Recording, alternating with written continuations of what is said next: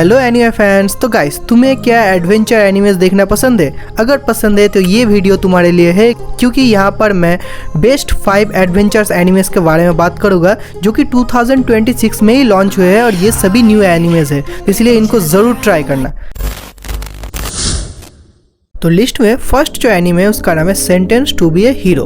तो यहाँ पर एक वर्ल्ड होता है जहाँ पर ह्यूमैनिटी के साथ डिमॉन्स का बैटल होता है और यहाँ पर डिमॉन्स को फेरी बुलाया जाता है और यहाँ पर जो डिमॉन लॉर्ड्स होते हैं उनको डिफीट करने के बाद डिमॉन से तुम बच सकोगे।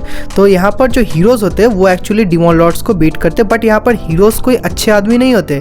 यहाँ पर हीरो एक पनिशमेंट है, क्योंकि अगर तुम ऐसा कोई क्राइम करते हो जिसमें तुम्हें डेथ से भी ऊपर कोई पनिशमेंट मिलता है तो वो है हीरो। और अगर एक बार तुम हीरो बन जाते हो तो तुम्हारी डेथ नहीं होगी और तुम बार बार लाइफ में रिटर्न आ जाओगे और तुम्हें जो होली सोल्जर्स होते हैं उनको प्रोटेक्ट करना पड़ता है। तो जाइलो करके यहाँ पर हमारा एमसी आएगा जो कि एक्चुअली बिट्रेयल के थ्रू एक हीरो बन जाता है। तो हीरो बनने के बाद अब उसका वर्क होता है इन होली सोल्जर्स को प्रोटेक्ट करना और उसको मिलती है एक गॉडेस जिसका नाम है टियोरिटा। तो अब वो चाहता है टियोरिटा को प्रोटेक्ट करना और टियोरिटा उसकी फैमिली की तरह हो जाता है और यहाँ पर टियोरिटा के पावर्स के साथ वो उन डिमॉन से बैटल करेगा। तो इसके बाद की स्टोरी तो तुम्हें एनीमे में देखना पड़ेगा। ये भाई बहुत इंटेंस एनीमे है, इसमें बहुत ज़्यादा डार्क फैंटेसी भी है, तो इसलिए इसको मस्ट ट्राई करना।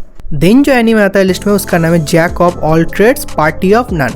तो यहाँ पर हमारा जो मेन कैरेक्टर होता है ओरुन, वो एक एडवेंचर होता है और उसको अपने पार्टी से बैनिश कर दिया जाता है क्योंकि वो एक एल्केमी होता है और वो उसका वर्क एक्चुअली सपोर्ट मैजिक होता है। तो इसीलिए अब बैनिश होने के बाद वो अपना जो स्किल है उसको चेंज करके वो अपने आप को स्वॉर्ड स्किल में माहिर करना स्टार्ट कर देता है और देन उसको मिलता है बहुत सारे अपने डिसाइपल्स। इवेंचुअली उसको एक पार्टी भी मिलता है जो कि एक्चुअली बहुत ज़्यादा काइंड लोग होते हैं। तो इसीलिए उन सबको मिलके उसका जो मतलब पीपल के ऊपर ट्रस्ट चला जाता है वो फिर से रिटर्न आना स्टार्ट होता है। इसमें तुम्हें सेल्फ डेवलपमेंट भी बहुत ज़्यादा मिलेगा और यहाँ पर एक्शंस भी बहुत ज़्यादा है। तो इन सबको मिला के वो इवेंचुअली अपने आप को बहुत ज़्यादा स्ट्रॉन्ग भी करता है। तो इन सबको मिला के तुम इसको एक अच्छा एनीमे ज़रूर मान सकते हो। देन जो एनीमे उसका नाम है an adventurer's daily grind at age 29। तो यहाँ पर एक मिड एज्ड एडवेंचरर होता है जिसका नाम है हाजिमे।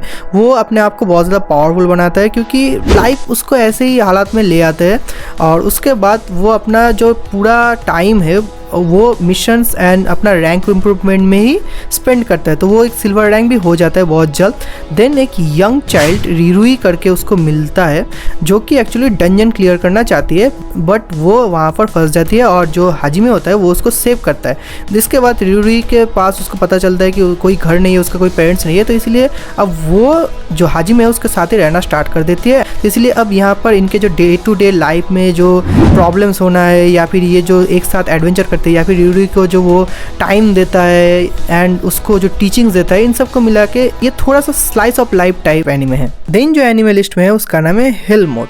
तो यहाँ पर एक गेमर होता है और उसका रीइंकार्नेशन होता है अनदर वर्ल्ड में एज ए एलन नेम।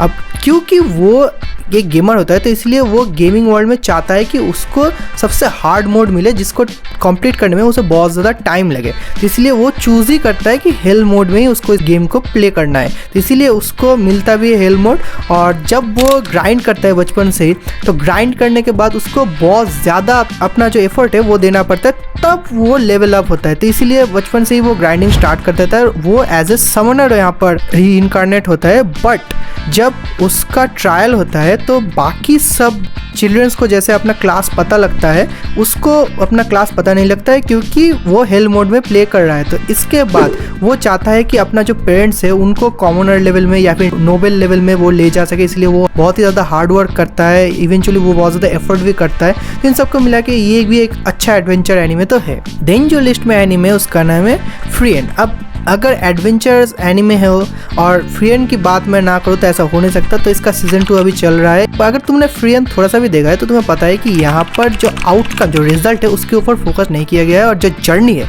उसमें बहुत ज़्यादा फोकस किया जाता है। तो यहाँ पर भी ऐसा ही कुछ है। तो ये स्टोरी सीजन 1 के बाद ही कंटिन्यू होता है जहाँ पर फ्रीएंड अपने जो फ्रेंड्स होते हैं फ्रेंड एंड स्टार्क उनके साथ अपना जर्नी कंटिन्यू रखता है और वो चाहता है कि डिमॉन किंग का जो रेलिम है वहाँ पर वो पहुँचे। तो इसीलिए इसको तुम ऐसे मान सकते हो कि अच्छा फ्रियन जो है, जिनको नहीं पता उनके लिए बताता हूँ, ये एक एल्फ है जिसका लाइफ स्पैन बहुत ज़्यादा है। तो इसलिए अब लॉन्ग लाइफ स्पैन कैसे एक कर्स हो सकता है ये तो तुम्हें इस एनीमे में ज़रूर पता चलेगा अच्छे से ही। तो इसलिए इसको भी देखना भाई, जर्नी देखने में तुम्हें ज़रूर मज़ा आएगा इसमें। देन जो फाइनल एक बोनस एनीमे है, इसका नाम है easy going territory defence by the optimistic Lord.